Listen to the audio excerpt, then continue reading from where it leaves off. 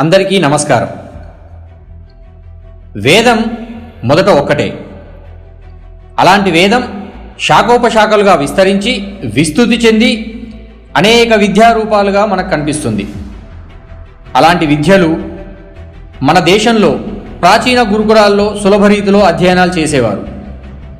అలాంటి భారతీయ ప్రాచీన విద్యా గొప్పతనాన్ని మరియు ప్రాచీన భారతీయ విద్యని పాశ్చాత్య క్రైస్తవ దేశాలు ఆక్రమించుకొని తామే ముందు ప్రపంచానికి తెలియజేశామని ప్రచారం చేసుకుంటూ ప్రపంచాభివృద్ధి మా విజ్ఞానం వల్లే అంటూ గొప్పలకు పోతున్నారు.